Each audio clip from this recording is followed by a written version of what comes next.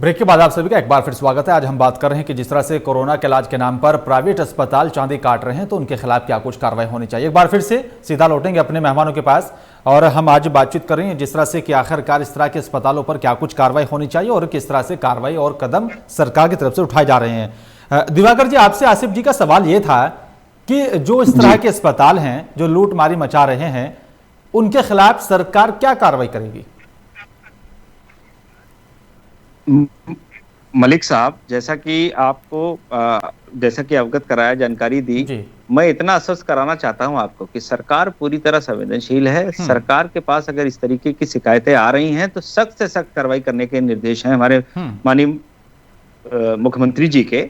और जैसा कि इन्होंने कहा, मैं आपको एक बात और बता दूं कि 16 अगस्त को मैं भी कोरोना पॉजिटिव हुआ था, मैं भी पीजीआई में एडमिट हुआ, लेकिन मुझे लगता है कहीं ऐसी कोई बात नहीं है जहां पर आप कह रहे हैं कि वहां पर कोई व्यवस्थाएं नहीं थी। ऐसा कुछ नहीं है, सारी व्यवस्थाएं थी। और कई विधायक ही नहीं, कई हमारे मिलने वाले भी अगर एडमिट हुए हैं तो वो भी स्वस्थ होके 12 दिनों में, 14 दिनों में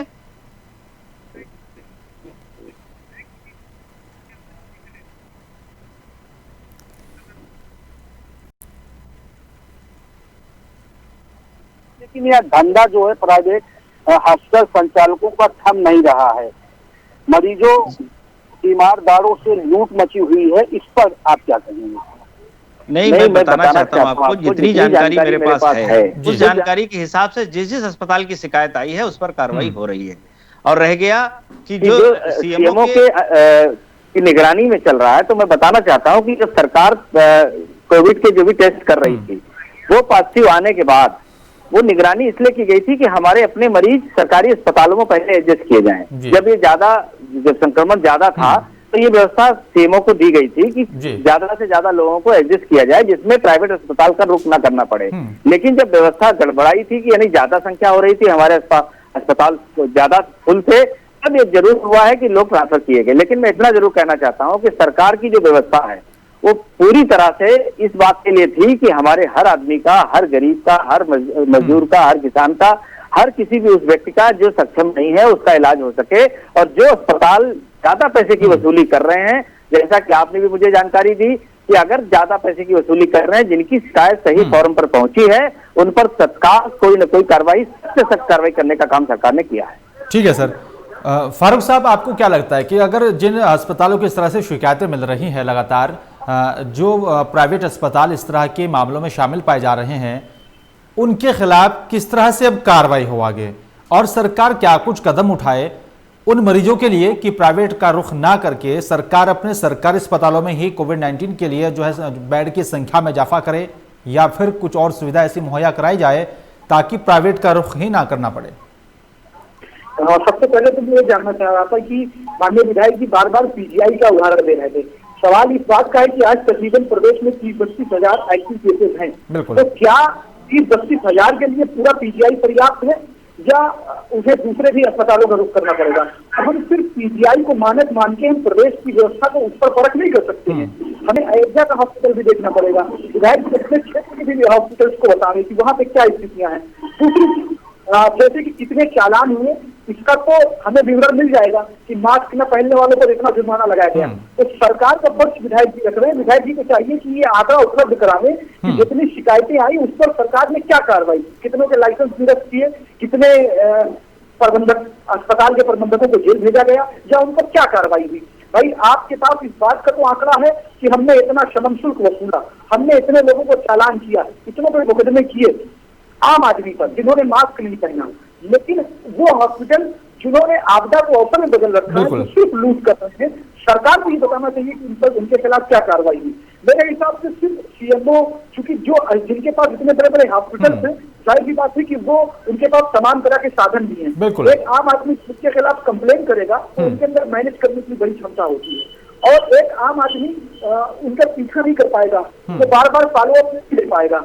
तो ये तो सरकार को बताना चाहिए कि इतनी शिकायतें आई और इन शिकायतों पर हमने ये कार्रवाई कर दी। शिकायत आई और उस पर जांच चल रही है और उसके बाद वो लंबी जांच चलती रही और चलने के बाद वो सारी चीजों का पटाखेज हो गया, तो ऐसे नहीं चलेगा।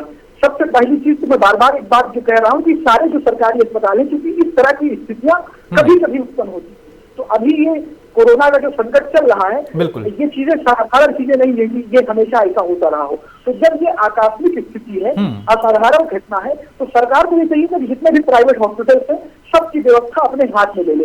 क्यों नहीं वहाँ पर रेवेन्यू जनरेट करने के जो भी सेक्शन हैं, जहाँ पर भी बिलिंग होती है, जहाँ पर भी इस तरह की चीजें हो रही है, वहाँ पर क्यों नहीं अपने लोगों को आप बिठा रहे हैं? क्यों नहीं वहाँ पे नोडल ऑफिसर बिठा रहे हैं? हर हॉस्पिटल से आप जिस तरीके से मजिस्ट्रेट लगाकर समन शुल्क वसूलवा रहे हैं, उस तरह हॉस्पिटल को बंद कराने के लिए क्यों नहीं अधिकारी नियुक्त कर रहे हैं? बिल्कुल, ये बड़ा अहम सवाल है और बड़ी जो है दिवाकर जी, क्या वाकई में ये उचित नहीं होता कि अगर सरकार किसी यहाँ पर कमेटी का गठन करती और जिस तरह से मरीजों को ट्रांसफर किया गया प्राइवेट अस्पतालों में, तो देखा जाता कि उसके बाद वहाँ पर जो बिल है वो कितने का बनाया जा रहा है, किस तरह से सुख सुविधाएं वहाँ पर दी जा रही हैं, और क्या वाकई में जो सरकार ने गाइडलाइन जारी की है उसी के आधार पर वहाँ पर मरीजों का इलाज हो रहा है? क्या आपको नहीं लगता कि इसको लेकर भी सरकार को जांच पड़ताल करनी चाहिए?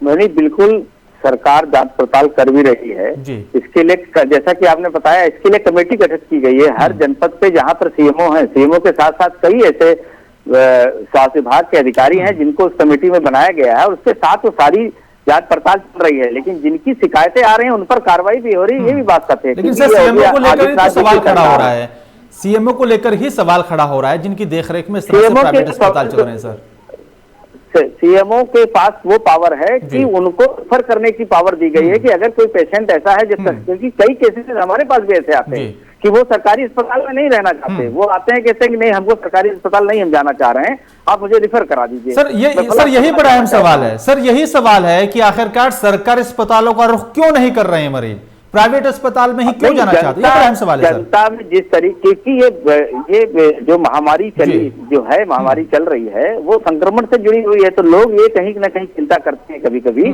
कि कहीं ना हो ऐसा कि सरकारी अस्पताल जाऊं तो जो पेशेंट हमारे बगल में लेटा होगा, कहीं ऐसा ना हो उसका संक्रमण मुझे और लग जाए, तो जो मैं पॉजिटिव हूँ, मैं रिकवर होने में टाइम लगे।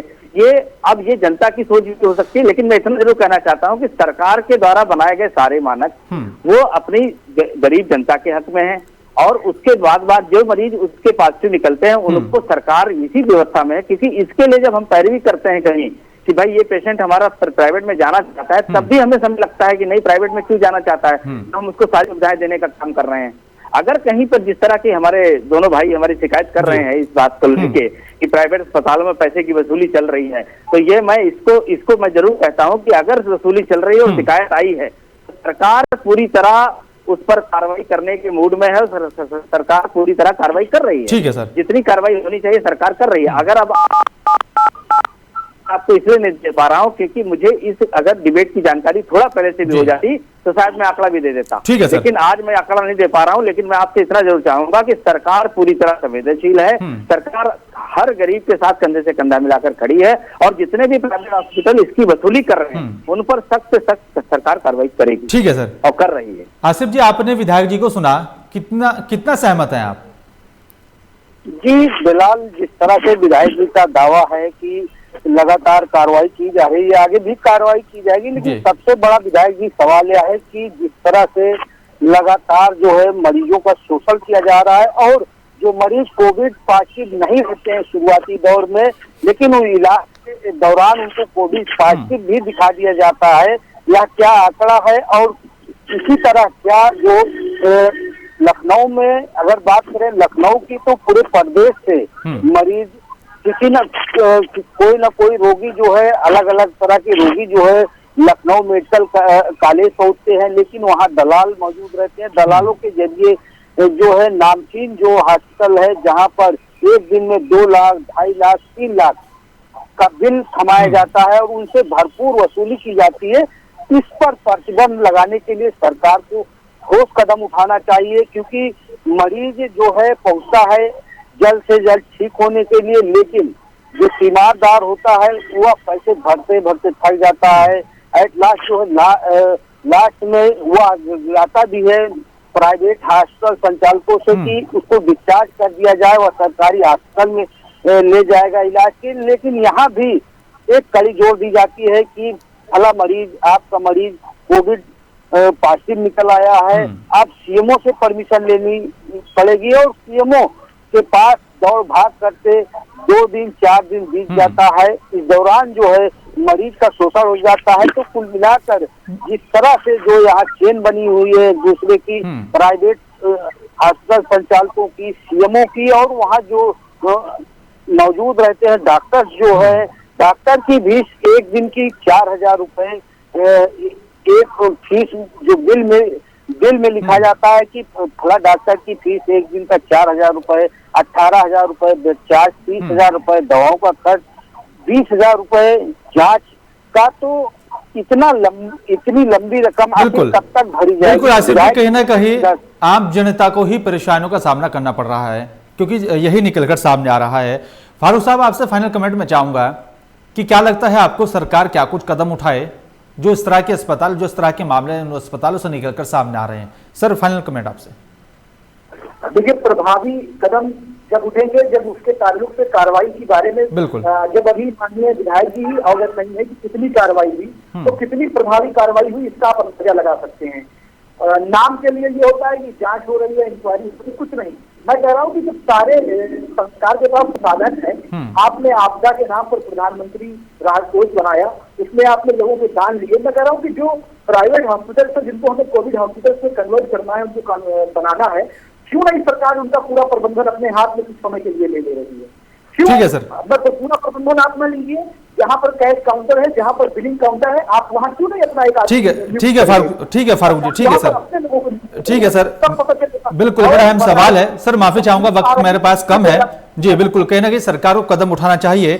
दिवाकर जी, आपसे भी फाइनल कमेंट मैं चाहूंगा, क्या वाकई में सरकार को नहीं लगता कि जो प्राइवेट अस्पताल हैं उनको टेक ओवर कर लिया जाए और सरकार की तरफ से जिस तरह सरकारी अस्पतालों में इलाज किया जा रहा है वही सुविधा वहां पर उन अस्पतालों में मिले? Sir, final comment. जितनी जरूरत थी उतने हॉस्पिटल्स को टेक ओवर कर लिया गया है। कई जगह हॉस्पिटल्स को टेक ओवर किया गया है, कई जगह लोगों को कोविड बनाने की परमिशन भी दे दी गई है, जिससे इलाज स्मूथली हो पाए। कई अस्पतालों को जो प्राइवेट संस्थाएं थी उनको टेक ओवर सरकार ने किया है, जरूरत के हिसाब से करना पड़ा, वो किया भी गया है।